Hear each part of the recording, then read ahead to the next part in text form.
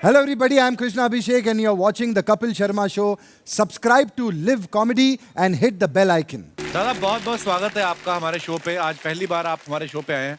आवाज सुन के वाकई ऐसा लगता है पर्वतों से टकरा के आ रही है आवाज। और क्या गाने गाए हैं शबीर साहब ने। हर दूसरी फिल्म में शबीर साहब की आवाज होती थी। आप देख लो बच्चन साहब, मिथुन दास, सनी देओल, धर्मेंद्र जी, जितेंद्र जी, शत्रुघ्न सिन्हा, अनिल कपूर, गोविंदा साहब, कोई हीरो नहीं है जिसके लिए इन्होंने गाना ना गाया हो। सर ये सारे एक्टर्स को आपकी आवाज सूट कर जाती थी क्या सारे प्रोड्यूसर को आपका बजट सूट कर जाता था? क्या इसके पीछे राज क्या है? मेरे माँ बाप की दुआएं हैं और आप सबका प्यार है और खासकर अमिताभ बच्चन साहब जी, इनके लिए मैंने गाया और उनके गले पर मेरी आवाज सूट हो गई, उनके चेहरे पर सूट हो गई। तो ये मेरे लिए शायद प्लस पॉइंट हुआ है कि भाई अमिताभ के लिए जो गा सकता है तो उसको हम अपने लिए भी गवाएं। तो शायद ये वजह थी कि मैं आप सबकी दुआ से बिजी होता गया। क्या बात है। तो सर कैसे, मतलब जैसे बच्चन साहब के लिए आपने पहली बार गाया, वो कैसे? सर ये ऐसा हुआ कि 1980 में रफ़ी साहब का इंतकाल हुआ। अच्छा जी। तो उस दरमियान मैं बड़ौदा रहता था, गुजरात। मेरी फैमिली भी वहीं थी और मैं लाइव शोज़ के लिए बॉम्बे आता था, शोज़ करता था, चला जाता था। तो उस दरमियान एक शो हमने बनाया था, एक शाम रफ़ी के नाम जी।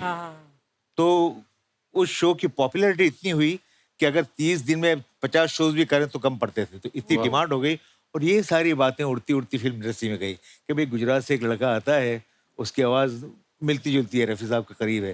तो इस तरह इंडस्ट्री में लक्ष्मीकांत प्यारेलाल जी, उनको पता चला। मेरे पास एक कॉल आई तो मैंने कॉल रिसीव किया तो बताया कि भाई मुझे शब्बीर कुमार से बात करनी है। मैंने, आप कौन साहब बोल रहे हैं? बोले मैं लक्ष्मीकांत बोल रहा हूँ। मैंने, कौन लक्ष्मीकांत? बोले म्यूजिक डायरेक्टर लक्ष्मीकांत प्यारेलाल लक्ष्मीकांत। मैंने, सर मुझे यकीन नहीं हो रहा है, प्रणाम सर, आपने कैसे मुझे याद किया? बोले हम चाहते हैं कल आप यहाँ पर बॉम्बे आ जाइए। अच्छा जी। मुताबिक मैं उनके बंगले पे पहुंचा, पारस मई पे। तो लक्ष्मी जी अकेले बैठे हुए थे। बोले अब तक तो आप रफ़ी साहब के गाने स्टेज पे गाते रहे हैं और रफ़ी साहब के गाने गाने के लिए उनका मार्गदर्शन आपको मिलता है। अगर कोई फ्रेश गाना मिले तो आप कैसे गाएंगे? तो मैंने बोला सर मुझे तजुर्बा तो नहीं है, लेकिन कोशिश कीजिए आप। मैंने पेन और पेपर मुझे दिया और बोले लिखिए आप। अच्छा। कि मुझे पीने का शौक नहीं, हाय हाय, पीता हूँ गम भुलाने को, तेरी यादें मिटाने को, पीता हूँ गम भुलाने को। ठीक है, ठीक है। हाँ चलिए बताऊँ मैं आपकी ट्यून। फिर उन्होंने मुझे ट्यून बताई। प्लीज विराजमान हो जाइए। जोरदार तालियां शबीर साहब के लिए। सर बैठने से याद आया, कोई आपको ऐसी मिली है कभी लाइफ में जो आपकी आवाज सुन के उधर ही बैठ गई हो? बोलती होगी जाऊंगी तो आप ही के साथ। गाने ऐसे याद है ना हमें। बिल्कुल। कोई ऐसी आपको मिली सर जो पागल होगी आपकी आवाज के पीछे? बहुत से ऐसे वाकयात हुए मेरे साथ। कई बार मेरी कार जाती है तो कार को चूम लेते थे। पर जब लड़कियां ऐसे कार को चूमती थी, आपके मन में अंदर क्या चलता था? ये चलता था कि कार रोक के शीशा नीचे कर लो। कार को बॉडी ना होती। और अब मैं बुलाने जा रहा हूं 90s के एक और फनकार को। उन्होंने जब ये गाना गाया ना कि तुम तो ठहरे परदेसी, तो देश क्या परदेश में फेमस हो गए। आप सबकी जोरदार तालियां। बहुत बहुत स्वागत है आपका। जोरदार तालियां अल्ताफ भाई के लिए हो जाए। और मैं आपको ये बता दूं, ये गाना तो सबकी जुबान पे है ही, पर ये जब एल्बम आया था तुम तो ठहरे परदेसी, इतना क्रेज था कि रातों रात 10 लाख से ज्यादा कॉपीज बिक चुकी थी और Guinness book of world record में इनका नाम आया। क्या बात है। और ये सच्ची में ये कवाली इतनी फेमस हो गई ना, 90s में जितनी शादियां हो रही थी ना, उनके पीछे ये गाना लगा देते थे, चाहे सिचुएशन पे सूट कर ही ना रहा हो। और दुल्हन जयमाला लेके आ रही है ना, और पीछे लगा तुम तो ठहरे परदेसी, और दुल्हन दूल्हे को देख के शक करने लगती थी, भाग तो नहीं जाएगा सुबह ये। और हर शादी में इनका गाना बजा, एक ही शादी में नहीं बजा, वो इनकी खुद की। तो लोगों की शादियां करवाते रहे, आप अपनी करनी भूल गए भाई। मैं अभी बच्चा हूँ और बैचलर हूँ। हाँ नहीं, बहुत अच्छी बात है। और हैप्पी बैचलर हूँ। Very good. अल्ताफ भाई कितने चमक रहे हो आप, कसम से ऐसा लगता है सर रात पानी में भिगो के रखा है, अभी अभी छिलका उतारा है किसी ने, चमक रहे हो। आइए प्लीज विराजमान हो जाइए। अब मैं जिनको बुलाने जा रहा हूं, कमाल की इंडी पॉप सिंगर हैं। जोरदार तालियों से please welcome Sunita Rao. Welcome ma'am, बहुत बहुत स्वागत है आपका। And hello you. आइए विराजमान हो जाइए। अभी आपके आने से पहले अल्ताफ भाई बोले थे I am very happy, bachelor happy. अभी आपको देख के सोच रहे थे काश मैं भी शादी कर लेता। अल्ताफ भाई कैसे, अच्छा लग रहा है? सरिता जी आ गई अब। आसपास अब ग्लैमर मुझे भी होना चाहिए। बहुत अच्छा लग रहा है। It's wonderful to be with Shabir ji and Altaf ji. Thank you so much. और मुझे अर्चना जी के बारे में कुछ कहना है, मैं कहूँ? Please, I don't know So, what it is. I'm bitten by the acting bug. I love acting, but I loved it when I was even very, very small. I was 15, 16. I did a screen test. अच्छा जी। वो role मुझे नहीं मिला, अर्चना जी को मिली। हैं? Which one? हाँ, जलवा। Oh, आपको पता भी नहीं था, देखिए जोरदार तालियां। क्या बात है? मुझे पहले लगा था आप सिर्फ कुर्सियां छीनते, रोल भी छीने आपने। तो अब मैं बुलाता हूं एक और जबरदस्त इंडी पॉप सिंगर को, आप सबकी जोरदार तालियों के बीच please welcome Shweta Shetty ji. Ma'am बहुत बहुत बहुत स्वागत है आपका, और आप बहुत प्यारी लग रही हैं। आइए विराट। अल्ताफ भाई बीच में ये फील्डिंग करके बैठे हो आप। thank you. अब देखिए चमक आई अल्ताफ भाई की। ओह, जोरदार तालियां हो जाए हमारे चारों मेहमानों के लिए। अरे श्वेता मैम ने एक से बढ़ के एक गाने गाए हैं, आप सबने गाने सुने हैं। जैसे एक गाना बड़ा पॉपुलर हुआ था, रुकमणी रुकमणी। हाँ. शादी के बाद क्या क्या हुआ, कौन जीता कौन हारा। ये जब गाना आपको ऑफर हुआ तो आपको शक नहीं हुआ कि ये गाना ही है कि किसी का स्टिंग ऑपरेशन करना है? क्या आप पूछ रहे हैं कि रुकमणी रुकमणी शादी के बाद क्या हुआ? रुकमणी क्यों बताया भी क्या हुआ?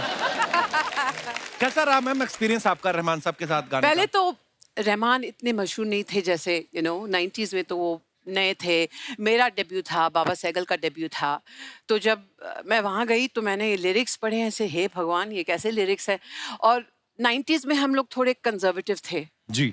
सो वी, बाबा एंड माई सेल्फ, हम दोनों गाना पढ़ा हम लोग को, लेकिन इतना बड़ा हिट होगा we didn't even think about it. वाह, बड़ा ब्यूटीफुल So- सॉन्ग था। अल्ताफ भाई जो हैं, आप उनके जितने भी गाने देखे होंगे, आप देखना स्क्रीन पे हमेशा दिखते थे, मॉडल अलग से होता था और अल्ताफ भाई अलग से दिखते थे। कोई तो ये भी कहता था कि मॉडल से पहले मेकअप करके ये पहुंच जाते थे। तो अल्ताफ भाई आप ये चाहते थे कि लोगों को आपके गाने तो याद हो ही हो, आपका चेहरा भी याद हो जाए। ये म्यूजिक प्रोड्यूसर्स जो हमारे जो चंपक जी थे जी चाहते थे कि लोगों को पता चले कि क्योंकि म्यूजिक वीडियो जी। देखा जाए तो सिंगर के लिए ही बनता है, राइट। लेकिन मैं पूरा फीचर नहीं होता था। लेकिन मेरी कोशिश ये रहती थी कि वो जो वीडियो डायरेक्टर रहते उनकी कहानी होती थी उसमें मॉडल जी। तो वो दोनों को बैलेंस रखते थे कि भाई सिंगर भी बताएं और उनकी स्टोरी भी चले, तो इसलिए मुझे उसके अंदर फीचर किया। तो आप उनको ये भी बोलते थे मेरा ये प्रोफाइल रखो, इधर मेरा डिंपल पड़ता है। अभी इतने शरारती लग रहे थे, अभी दोनों महिलाओं के आते एकदम सोबर हो गए। नहीं वो तो कुदरती है ना? शबीर भाई आपने एक तो चश्मा लगा रखा, मुझे ये नहीं पता चल रहा आप इस तरफ देख रहे हैं कि इस तरफ देख रहे हैं। शबीर भाई ने जब 80s में गाना शुरू किया ना, तब रेडियो में आपको पता ही है सबको गाना सुनने को मिलता था कि अगला गीत फिल्म बेताब से, जिसका संगीत दिया आर डी बर्मन और गीत लिखा है आनंद बख्शी, आवाज दी है शब्बीर कुमार। आइए सुनते हैं। ऐसी अनाउंसमेंट आती थी ना, आवाज सब पहचानते थे। तो जब 80s के बाद 90s में ये वीडियो का दौर शुरू हुआ शबीर सर, जी। तो आपके मन में नहीं आया कि यार ये दौर 80s में भी अगर आता तो मैं भी खुद जाकर रोमांस करता, जैसे अल्ताफ भाई कर रहे थे अपने गानों में? अच्छा, आपके गानों में बच्चन साहब रोमांस कर रहे थे, आपके दिमाग में आता तो होगा कि 10% तो मुझे मिलना चाहिए टीडीएस। नहीं शबीर साहब? दरअसल वो दौर इतना अच्छा था क्योंकि स्ट्रगल का दौर था। जी और एक शेर मुझे याद आ रहा है जी। बशीर बद्र साहब का, ये फूल कोई मुझको विरासत में मिले हैं, वाह। ये फूल कोई मुझको विरासत में मिले हैं, अरे तूने मेरा कांटों भरा बिस्तर नहीं देखा। हाँ। क्योंकि ये बिना गीतमाला का आप जिक्र कर रहे हैं, उस जमाने में मेरे यहाँ रेडियो नहीं था अच्छा जी। और गाने का सुनने का शौक था। तो हमारे घर के सामने एक डॉक्टर रहते थे, अच्छा जी। तो उनके वहाँ रेडियो था और पूरे मोहल्ले में 2-3 घरों में रेडियो हुआ करता था। तो वो लोग बड़े अमीर माने जाते। हाँ। तो मैं भाग के वहाँ जाता था सुबह सुबह उठकर और उनकी दीवार पर कान लगाकर गाने सुनता रहता था। oh my god. तो वो लुत्फ सब कुछ और ही है। Actually. उसके बाद ये दौर जो आया है, ये दौर की बात कर रहे हैं, जी तो मेरा जो बचपन जो गुजरा है, मेरी परवरिश जो हुई है, घर में बचपन से आपताप से तमीज से बात करना होता है एक दूसरे का, और आप गाली नहीं बोल सकते। तो मुझे याद नहीं है कि मैंने साले से बड़ी गाली बोली हो, अच्छा जी। मुझे याद नहीं है। तो इंडस्ट्री में आने के बाद मुझे मर्द फिल्म का एक गाना मिला जी। और उसके गाने के बोल थे कि बुरी नजर वाले तेरा मुंह काला, दिल दिल भी है तेरा काला। और उसमें बोलना जा साला, तो साला बोलना था, क्योंकि मैं हर गाना रिकॉर्ड जो करता था, घर वाले चाहते थे कि भाई तुम गाना गाने के बाद उसको ट्रांसफर लेकर आया कीजिए, तो हम सुने तुमने क्या गाया आज। अब ये गाना जब आया कि साला बोला हूँ मैं, तो आप यकीन कीजिएगा जब भी साला आया उसमें थोड़ी आप मेरी झिझक आपको नजर आएगी, सुनाई देगी।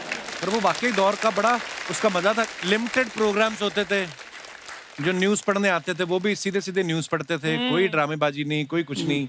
मुझे याद है हमारे ना नया केबल आना शुरू हुआ, तो शोले फिल्म कैच हो रही थी, तो हेमा जी का गाना चल रहा है, और हेमा जी, क्योंकि वो अगर एंटीना आपका टेढ़ा हो जाता था ना, तो हीरो हीरोइन भी टेढ़े हो जाते थे ना, तो गाना चल रहा है और हेमा जी ऐसे नाच रही हैं, फिर जाके एंटीना घुमाया, करते करते हेमा जी सीधी हुई। पर इतना मजा आता था, झिलमिल झिलमिल आ रहा है स्क्रीन पे, फिर भी हम बैठ के देख रहे हैं। अब इतने सारे चैनल्स हो गए हैं, ले दे के एक ही प्रोग्राम बचा है, कपिल शर्मा जो, बाकी ये हमारी अपनी प्रमोशन। सुनीता मैम, जब आपका गाना आया परी हूं मैं, हाँ जी। इतना पॉपुलर हुआ, हम टीवी में देखते रहते थे कि लड़की भाग क्यों रही है, निकल जाती थी ना, परी हूं मैं, दूसरे कमरे में निकल गई। आपके पीछे पीछे कोई आया परा, कोई ऐसा बिल्कुल। जिसने आपको बोला हो कि आप परी हो, मेरी एक विश पूरी कर दो, मैं आपसे शादी करना चाहता हूँ? ऐसी बात नहीं थी, लेकिन एक गुमनाम अजनबी था। अच्छा। जो 1 साल के लिए पहले तो उन्होंने एक छोटी सी गिफ्ट दी मुझे बैक स्टेज। मैं कुछ म्यूजिकल के लिए साउंड चेक कर रही थी। अच्छा मैं जी। थोड़ी सी उदास थी और किसी ने मुझे एक बहुत ही सुंदर बटुआ दिया, उसमें एक बहुत ही सुंदर गिफ्ट था और अच्छा जी। उसमें एक छोटी सी कुछ लिखा था उसने ना, हैव अ गुड शो। लेकिन तब से एक पूरे साल के लिए I kept on receiving these gifts from this stranger, and I think he was a traveler and a theatre person. वो तो मतलब क्योंकि गर्शविन थिएटर से कुछ मुझे गिफ्ट्स मिलते थे या Wow. कुछ How sweet. Special clothes and तो मैंने उनके बारे में मैंने इंटरव्यूज में बहुत बात की है कि अपने आप को दिखाइए, मैंने शो मी अच्छा। but I couldn't find him, तो मैंने गाना भी लिखा उसके बारे में, गुमनाम अजनबी। अच्छा। एक दिन मुझे एक नोट मिला, I heard you were getting married, अच्छा। have a good life, and that was it, बस खत्म। श्वेता जी, आपके पीछे पड़ा कोई क्रेजी फैन ऐसा? इसके लिए तो सब दीवाने दीवाने तो दीवाने हैं। नहीं, 90s में हुआ करते थे, लेकिन आजकल के फैंस जैसे नहीं थे। वो बहुत ही डिसेंट थे और बहुत ही शर्मीले थे और बैक स्टेज आते थे और पोएट्रीज लिखते थे, पेंटिंग्स करते थे। It was lovely. Even the media कि 80s 90s में जो मीडिया भी था वो बहुत रिस्पेक्टफुली आपसे पूछते थे क्या तस्वीर ले लें। बिल्कुल। कि हम अभी तो देयर इज परमिशन। आजकल अगर आप फैंस के साथ फोटो लेना तो ऐसे करते हैं। जब से शो शुरू हुआ है, शबीर भाई के चेहरे पे अब मुस्कुराहट आई है। और मैं श्वेता जी के बारे में आपको बता दूं कि ये परफॉर्मर तो अच्छी हैं, ये योगा भी बड़ा अच्छा करती हैं, और शिल्पा शेट्टी, शमिता शेट्टी के रिश्तेदार भी हैं। हाँ। तो मेरे को एक बात बताओ, ये शेट्टी लोगों के अंदर योगा इनबिल्ट होता है कि शेट्टी समाज सिखाता है आपको? मेरे ख्याल से सुनील शेट्टी भी इज अ फैमिली सारे fit हैं, फ्रेंड। हाँ। और मेरे ख्याल से हमारा खाना इतना फैटी नहीं है जैसे आपका बटर और सरसों का साग, व्हाट आई मीन। हाँ। अगर आप पराठा खाते रहे हर दिन तो आप ही थोड़ा वजन बढ़ता। हमने तो साग इतना खाया, बीच में मेरा मुंह हरा हो गया था। लेकिन आप भी बहुत फिट है, मैंने आपके Oh, thanks, इंस्टाग्राम में babes. देख रही हूँ, बिल्कुल six pack muscles and all. Yoga मेरे लिए एक बहुत ही महत्व चीज है, क्योंकि योगा मुझे थोड़ा शांत कर देता है। शबीर भाई, आपका क्या कहना है इस बारे में, योगा के बारे में? सर मैं बरसों से सोच रहा हूँ कि योगा करूँ। मैं आपको सिखाऊंगी। अच्छा, अल्ताफ भाई के गाने आप देखो, कश्मीर से लेके कन्याकुमारी तक इतने पॉपुलर थे, बसों में ट्रकों में चलते थे। कोई बस में बैठा कंडक्टर से पूछ लेता ना दिल्ली कब आएगा, कहता था अल्ताफ राजा की सीढ़ी 3 बार चलेगी, धौला कुआं उतरेंगे। भाई आपके गाने जो टूटे दिल वालों ने बड़े सुने हैं, जी। और जिसका दिल टूटा है वो पी के बैठ जाता है पौनी बोतल। जी। तो किसी ने पौनी बोतल पी के आपको परेशान किया है कि बार बार सुनाओ, या फिर जब थोड़ी सी उतरी हो फिर बोला हो एक किशोरदा का हो जाए? एटलांटा के अंदर अच्छा। मुझसे 6 बार एक आदमी ने सुना तुम तो ठहरे परदेसी। अच्छा। अब अगर 15 मिनट का सॉन्ग है, हाँ उसको मैं थोड़ा एडिट भी करूं, 10 Right. मिनट्स का तो पूरा 1 घंटा हो गया 6 बार। हाँ। तो ऐसे भी फैन मिल जाते। तो आप उसी की क्यों सुन रहे थे? पेमेंट उसने दी थी? मतलब ऑर्गेनाइजर का आदमी था। ऑर्गेनाइजर का आदमी था। For more updates, subscribe to our channel, click the show links and enjoy watching the videos.